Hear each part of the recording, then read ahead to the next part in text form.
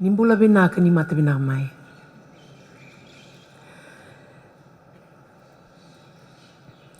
The Reverend of our biggest hospital in Fiji, who the last time we met was at the cleanup, I believe, of the hospital, where she was officiating at. It was a great blessing to undertake that service, to do a big cleanup at the CWM hospital, which was overdue.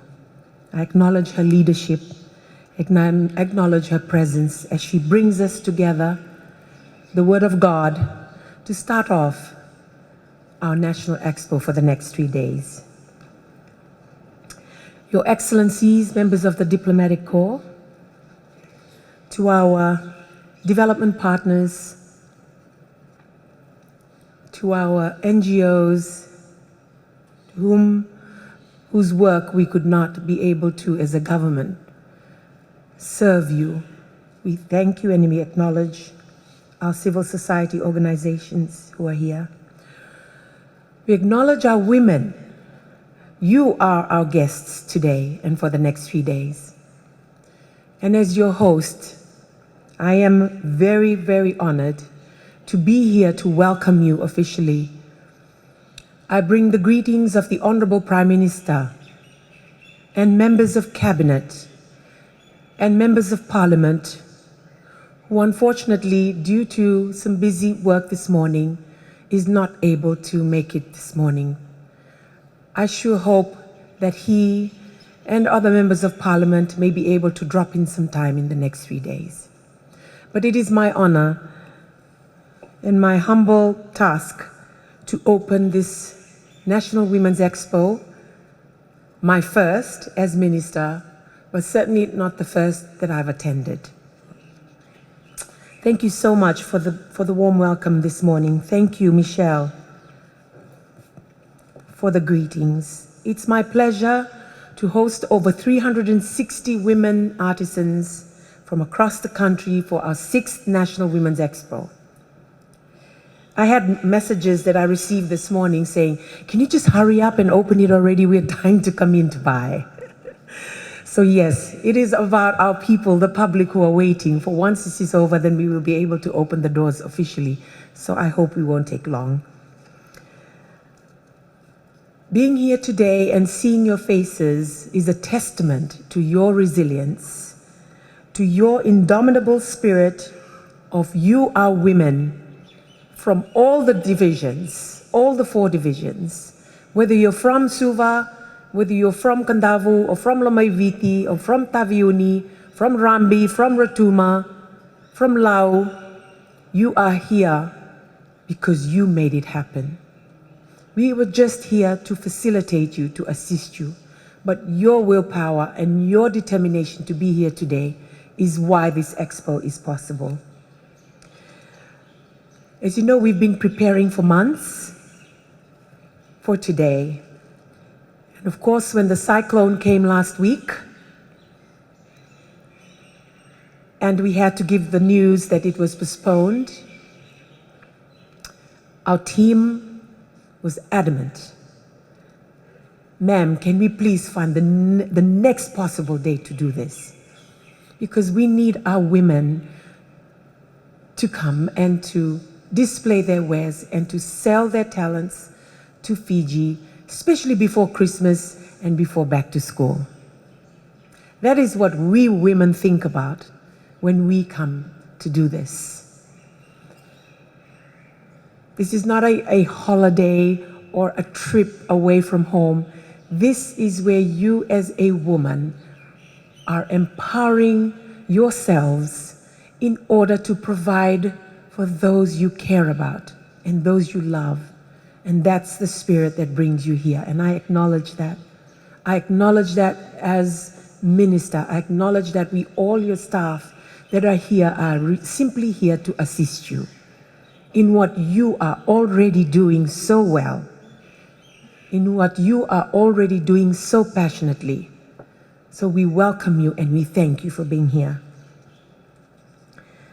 I acknowledge the late Dr. Chico Luveni, who, in since its inception in 2014, this expo was her brainchild. She made this expo happen, and I acknowledge her. And of course, those women ministers or women leaders who have gone before me, who have made this possible until COVID happened. But here we are again after COVID, 4 years later. I want you all to give yourselves a big round of applause for just being here today. This shows we women are resilient. We women can do and get through anything. We can get through a cyclone and be here. I am so proud of each of you for being here today. I thank you for leaving your families, for leaving your comfort zone, for leaving your homes and your daily routines to come across the seas or in your transport on Vitilevu to be here today and for the next few days. Thank you. The National Women's Expo has had a proven track record for benefiting you, our women, in more ways than one. Sales records over the years have progressively grown, even with the number of women lessened at times. You have ensured that you are selling more quality products. The quality of the products have really stepped up, have really improved. Thank you for learning through the provisions of any training that has been made available over the years so you can improve the quality of your work and take pride in your work. And here you are again to display it and to sell it. Thank you. This expo has become the signature event for the government and for us women. And to bring this back again after 4 years was always our commitment. As a ministry, we acknowledge the continuous partnership of our partners and stakeholders, and we thank them all for helping us throughout. I especially acknowledge the Fiji Arts Council for always being there and helping our women and assisting the ministry and the staff to set this up. I thank those that have come forward to assist with the Rural Women's Fashion Show, which is happening tomorrow. Thank you for helping the ministry and the staff to prepare. The theme for this expo is Digit All. So digital, Digit All, innovation and technology for gender equality. This was the theme for the International Women's Day this year. And it's very, very appropriate. As we try to achieve the Sustainable Development Goals, this will require us as women to shift our approach in doing business, to shift our approach in how we economically empower ourselves. Now, many of you, if not all of you, are now on M-Pesa and MyCash. You are already performing transactions on a digital platform.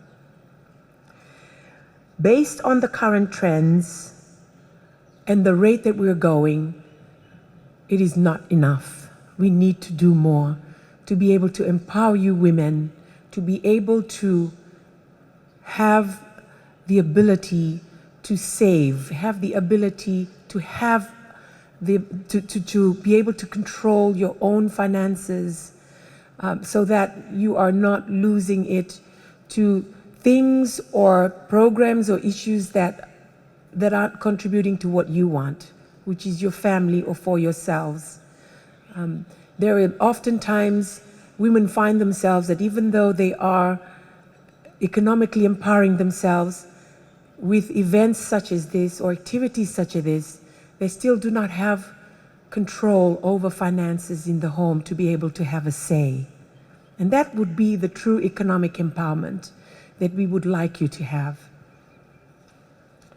We have many of you who are leaders already in this industry as women artisans. How do we as the government remove the barriers? How do we help you to access markets so that you can sell? What can we do more? Yes, it is now the 6th Women's Expo, but it is a challenge for us as government to step it up and remove those barriers and enable and remove obstacles so that you can take things to the next level. This is not just a marketplace for beautiful products that you have produced. It's a platform for inclusion and for equality.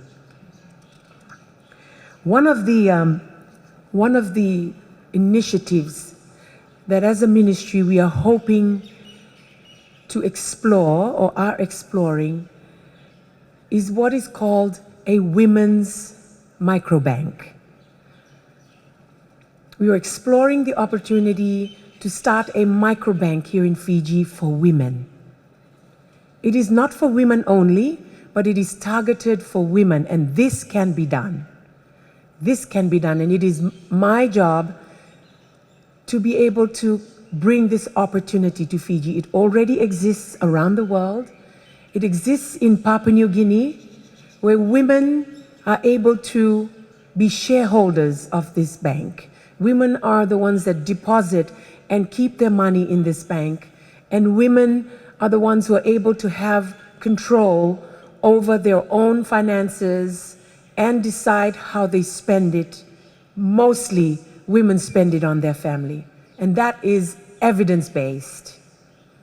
If you give a man a certain amount of money, 90% of it, if it is money to be spared, 90% of it will go somewhere else. But if you give it to a woman, 90% comes back into the home. She will be the last person to spend on herself, but she will spend it on her family. And this is proven, this is evidence-based, and this is what the microbanks around the world have found. So how do we bring that idea here to Fiji? I hope you will pray with me and you will support this initiative, that it will come to Fiji. We are big enough, we women are empowered enough that we can have our own women's bank called a microbank, because you are micro entrepreneurs. You know the MSMEs, micro, small, medium enterprises? Often the small and medium enterprises get opportunities. The SMEs. What about the micro, which is what you are doing? What do we as government do more to take this platform, to take your economic empowerment to another level? We are very happy to announce that we are about to embark on our journey to put together our National Action Plan for Women Economic Empowerment. We hope to launch it sometimes next year.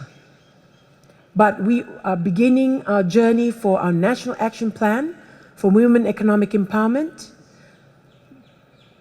And we hope that this microbank will be part of this opportunity or part of this National Action Plan to explore this.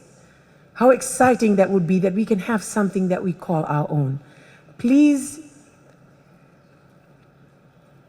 I hope you will understand where I'm coming from, that I'm not trying here to bring any sort of barriers between you and your husband or your partner or whoever's in your family that you're with. This is to empower you, because in turn you will empower and look after those around you and your family, including your spouse, your husband, or your partner, whoever that is with you in your home. This is to complement you, to help you. Now, I know I've spoken too long, and I will just try to end it now by wishing you the very, very best. I know there's a lot more in my speech, but I just want to end by saying congratulations for making it this far, and that as a government, we will continue to explore entrepreneurial ideas to assist you so that you can be able to empower yourselves and in turn empower your families and your communities and our nation. You know, very soon, at the rate we are going in terms of our labor mobility, our men are leaving to go offshore. Our men are leaving our families so that they can bring back income for our families. So we women are left behind, and it is my hope that we women will step up. We will step up to fill that gap, that we women will become providers to assist those that have gone to help us and help our families, that we will empower ourselves, and that we will be able to contribute to the economy in dollars and cents. You know, we continue to face the burden of unpaid work and the economy of care, that's what it's called. The amount of work you do that is unpaid, that is not recognized. But if we put $1 and cents to the amount of unpaid work you do, we are already running the economy as women. We are already contributing to keep things together so that others can go and earn in dollars and cents. But I want you to know, and the ministry wants you to know, we acknowledge and we hear you and the work you do, whether you're caring for your family or caring for an elderly, or you're caring for a child living with disability, or you're caring for a spouse that's living with disability. That is the economy of care. That is the burden of unpaid work. I don't call it burden in the sense where you should feel bad about doing it, but it is the economic burden for women that are barriers to being able to earn, to being able to start a business, to be able to go to work. This is the burden that women face. So today, as I end, I wish to just reiterate that you strengthen your resolve, and that the time or the call will come where we women have to step up to actually become the backbone of the economy in terms of earning. That may be the need for us. But I know we women will be prepared to do anything for ourselves and our families. That's the hope I have. We talked last night at length about our National Action Plan to prevent gender-based violence. And I know we had a good Talanoa session. So I know our women are equipped to return home and take that message, and in your own areas of influence, be able to speak up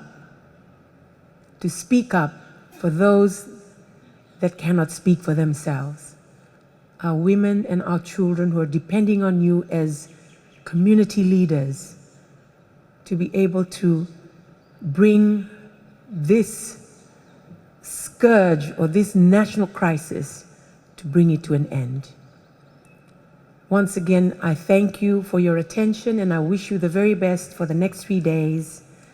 Binakavakalevu, Danyabad, and Foixia, and I wish you well. Thank you.